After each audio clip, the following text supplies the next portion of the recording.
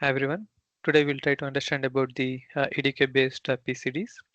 So before we try to understand what are these PCDs, right? So let's try to understand why we need the PCDs, right?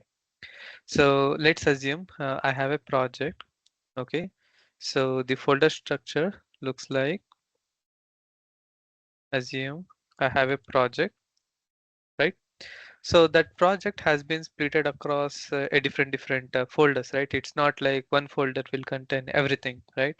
So probably you will be having an header files, and then you will be having the source files. Within the source, you will be having a subfolders like the subfolder 1, subfolder 2, and subfolder 3, subfolder 3, and then this will in turn will be having a source files, right? And each of the subfolders might be having a .h or the .c files, right?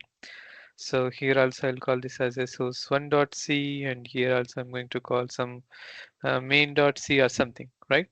And here assume we have a common header called something called um, a variables .h, right? So now this variable.h is going to hold some variable information, right? So now these variables or the preprocessor directives or the global variables can be accessed by any of these sources, right? As long as we include its equivalent header file in its C file, right? Either directly or indirectly. Okay. So if we don't include that header file, so it does not know what is the value of that preprocessor directive, where it is coming from, right? Or if this preprocessor directive value has to be changed for this main one or this source one, right? So we cannot control via one single header file. Meaning, if I go back to an online compiler, right? So assume I have one header file called a vars.h, right? And here I'm going to define some preprocessor directive. So hash define how though, and I'm going to assign with a value, suppose say 1, 2, 3, 4. Okay. So now here in this C file, right? Assume this C file is it is coming within the project. Okay. So I had to include that header file first. Okay. So var.h, and then I can access this variable how though. Okay. So let's try to print the value first.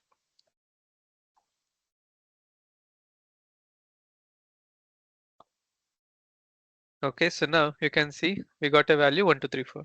Right? So now the first ask is, do we know what is the size of this how the one, right? So at this point, we know that it is a argument 16, right? So it's a 2 bytes of information, right? So now we cannot create, assume if you want to allocate some resources based on the size of this variable. So then we have to create another variable which will hold the size of this variable as 2, right? Which is 2 bytes or even 16, right? So in this case, it is only one, but when there are multiple variables, creating those multiple variables is difficult. And then including this var.h wherever we used to have, that makes our code lengthy, right?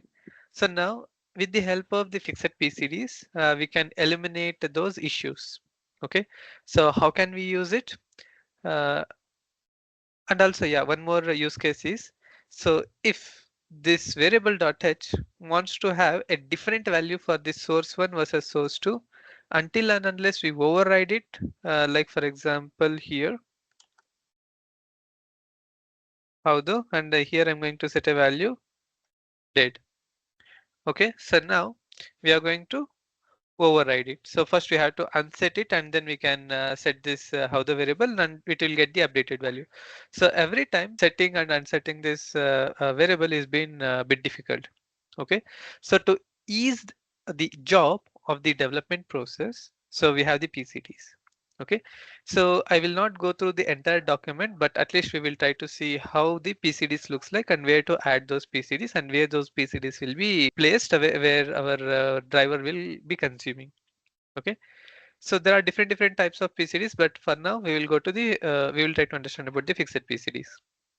Here we have to specify that PCDs in the deck file.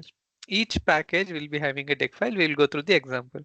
Okay, so that PCD will look like this. Okay, so it is going to have a token space, a GUID, followed by a PCD name. Okay, followed by a PCD, a value, a default value for that PCD. In this case, the 1234 which we have given, right? That one. And what is the size of that PCD? And a token, a unique a token we have to assign for every PCDs per package. Okay, so now let's go back to our EDK2 folder. Okay, so I will open the emulator package, and this package will be having a deck file. Okay, here I have my deck file. Here we have a PCDs fixed at build. Okay, so now let's try to create our PCD here, right? So first thing what we need is a token space GUID. Okay, so the token space GUID is coming from the GUID section. We have this token space GUID.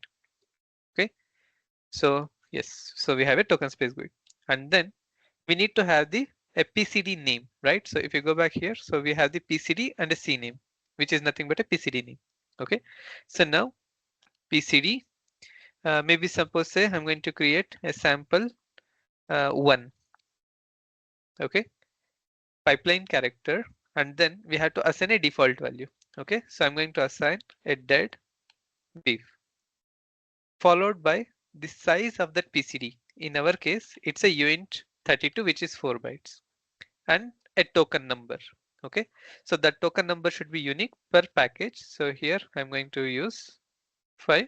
Let's see whether is this token is being accessed or used. In this case, we can see only one such instance, which means it's a unique one. Okay, so now let's try to create another PCD, right? And here I'm going to use the width or the size of that PCD as uint64, which is 8 bytes. Okay, and here let's try to assign the default value. Okay, I just assigned some random value for that PCD, and the PCD name is sample2. Okay, so in our regular C, how we used to define this, right? So hash define, we have the preprocessor directive name and then the value. Okay, and then same thing, hash define, and then the preprocessor directive name and then its value. Okay, and if the project wants to access the size of that PCD as well, so then we need to have the another preprocessor directive to hold this size. Okay, size, and here I can give it as 4. Okay, so those things we don't have to do. Our EDK2 build tools will take care of it. Okay, so now we need to access these PCDs. Okay, so now I will copy these PCDs. Okay, so now let's pick any a random driver from our emulator package. Maybe I will pick this autoscan PI. So first thing, I want to access those PCDs in this C file. Okay, so earlier in our regular C, we used to include that variables.h file in the C file, and then we can access that variables. But here we will go to the INF file, and here I will open a section header, fixed PCD, because the PCD which we are defining is a fixed PCDs, and then I will provide the token space and the PCD name. Okay, so now as soon as I add this, whichever the files which are under the sources section, it can use these PCDs. Okay, so now I will go back to this autoscan. So first we will include the header file, a common header file, which is the PCD library.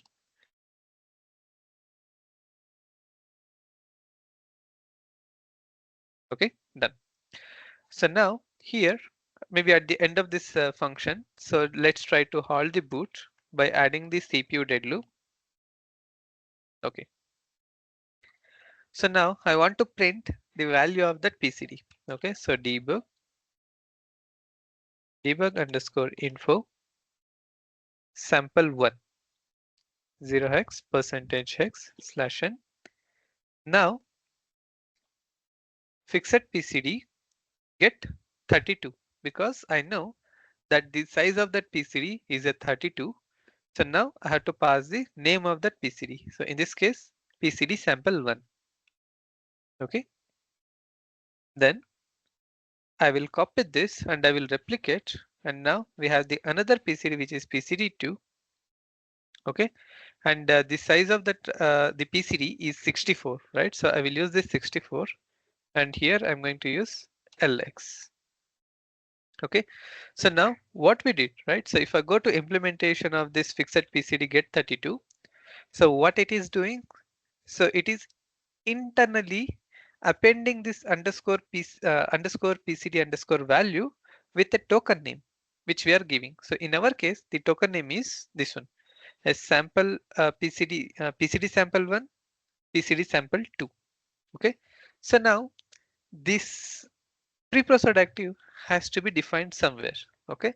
So that somewhere will be taken care by our EDK2 base tools. Okay. So let's open our EDK2.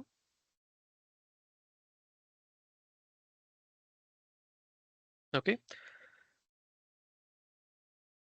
Here I will run edksetup.bat.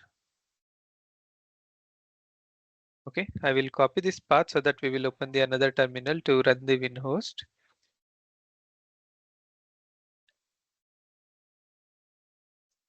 Meanwhile, it happens. We'll open cd space.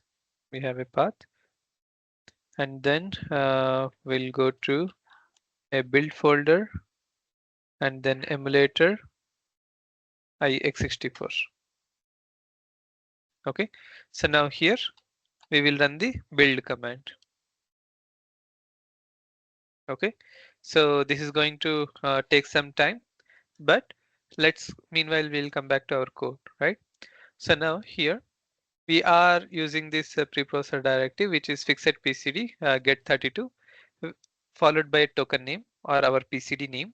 Okay, so which internally have this. Okay, and again here we have the separate preprocessor directive for the get 16, get 64, right? And then we have the fixed PCD get boolean value also we can get, and we can get the pointer also. Okay, if we can get the size of 8 also, right? Get size. Okay, so here we have this. So fixed PCD get size, so which will give the size of that PCD. So in our case where we have defined that size, so that size we are defining in the deck file where event 32 event 64. Okay, so now let's come back to this. So we got a build failure. Okay, so the build failure is the token value, it is getting conflicted. Okay, so if I go back to that deck file, so now this token value here we can see we have given a duplicate value. Okay, so now the build tool does not know this PCD is belongs to this token or this token. So let's have the unique token, and now again we will build it.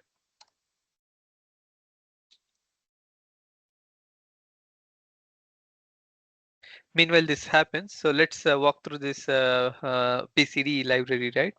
So here we can get the token name, we can get the feature PCD. So we'll discuss about the feature PCDs in the next videos. So we just talked about these fixed PCDs, right? Okay, so now let's see, the build is about to complete. Yeah, okay, build is completed. Okay, so now under this folder build emulator debug x64 we will run our WinHost. Okay, so now here you can see we have our values, the value of that PCD, which is dead beef and 1 2 3 4 5 6 7 8 9 0, right? So now where this autoscan PI, the value is fetching from, right? So we just saw that it is calling this get 32, where internally it is having this PCD value, right? So if I go to the build folder, x64, emulator package, autoscan, debug, autoscan, autogen.c. Okay, and here if I search for a sample one, here we have. Okay, so these are the PCDs which we are using in our Autoscan PI driver. Okay, so underscore PCD value, this one. So now this will be coming from somewhere, right? If I go to autogen.h file, okay, yeah, here we have. Okay, so we have a PCD token, a value 0, because it's a fixed PCDs. So we don't need to use that token value because it is fixed during the build time. If the PCDs are going to be changed during the runtime, then we need the unique token values. But in this case, it's a fixed PCD, so that's the reason we are going to have the 0. And now we have another value. You can see where we have the PCD size, where you can see here for the sample we have 4, and for the sample 2 we have 8. So where it came from? It came from our deck file what we have provided here. Okay, and then again you can see we can get the mode. Okay, so that mode value, which is ultimately in our case it's a size, and then we have the value here, right? So PCD underscore value underscore a token name. So in our case PCD2 is a token name, so which ultimately during the build time what it is going to happen, so this fixed PCD, right? So this fixed PCD is nothing but this one. Okay, so this fixed PCD is nothing but this one, which is internally, which is PCD followed by our PCD name, which is internally the value assigned to this in the autogen.h is this one. Okay, so which means during the build time itself, this value will be replaced with this value because it's a fixed PCD. If it is a dynamic PCD, then that's a different case that we will talk later. Okay, so this is about the fixed PCDs. We'll talk about the how to change these fixed PCDs per module. Meaning, if I go back to the DSC file, right? So now I want to use the same a PCD name, which is the sample one and the sample two, right? But if I go to the components, right? So for this variable pi.inf, I have a use case where the PCD value, the PCD sample one value, I want to change with 1234 rather than dead beef, right? So which means I have some drivers where all of them wants to access the dead beef, but this variable pi wants to access some other value, right? Again, that is fixed at build. Okay, so we talked about overriding the preprocessor directive, right? So that's what we are going to do. So that we will discuss in the next videos. So that's it for today. Thank you.